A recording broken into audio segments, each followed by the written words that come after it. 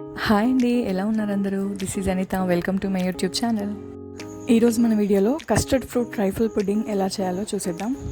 మీ ఇంటికి ఎవరైనా గెస్ట్లు వచ్చినప్పుడు ఈ డెజర్ట్ పెడితే మీకు ఫ్యాన్ అయిపోతారండి, అంత బాగుంటుంది ఇది.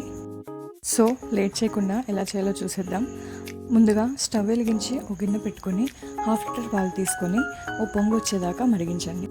తర్వాత ఇందులో 1/2 కప్ షుగర్ వేసుకొని కరిగిన తర్వాత ఓ 2 టేబుల్ స్పూన్ కస్టర్డ్ పౌడర్ని పాలు వేసి కలిపి మరుగుతున్న పాలల్లో వేసి ఉండలు లేకుండా కలుపుకోవాలి.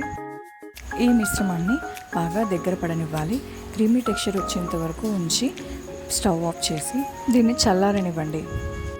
ఇప్పుడు ఒక బౌల్లో 2 టేబుల్ స్పూన్ షుగర్, కొద్దిగా వాటర్ యాడ్ చేసుకొని షుగర్ కరిగేంత వరకు స్టవ్ పై ఉంచి దించేయండి. ఈ మిశ్రమం చల్లారేలోగా ఫ్రూట్స్ అన్నీ కట్ చేసి పెట్టుకోవాలండి. ఇంట్లో ఏ ఫ్రూట్స్ అవైలబుల్గా ఉంటే ఆ ఫ్రూట్స్ని తీసుకోండి.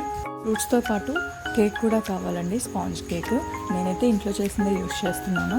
ఇప్పుడు ఇలాంటి ఒక కంటైనర్ని కానీ లేదంటే ఏదైనా బౌల్ని కానీ తీసుకొని ముందుగా కట్ చేసి పెట్టుకున్న ఫ్రూట్స్ అన్నిటిని ఒక లేయర్ కింద పరుచుకోవాలండి.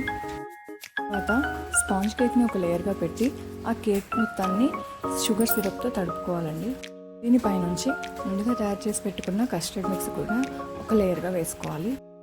ఇదే విధంగా ఇంకొక లేయర్ని కూడా ప్రిపేర్ చేసుకోవాలి. ఇలా ప్రిపేర్ చేసుకున్న తర్వాత పైనుంచి మీకు నచ్చిన ఫ్రూట్స్తో, డ్రై ఫ్రూట్స్తో డెకరేట్ చేసుకోండి. ఇప్పుడు ఈ కంటైనర్ని లిడ్తో క్లోజ్ చేసుకొని ఫ్రిడ్జ్లో 2-3 అవర్స్ ఫ్రీజ్ చేసుకుంటే మన fruit custard trifle pudding ready అయిపోతుందండి.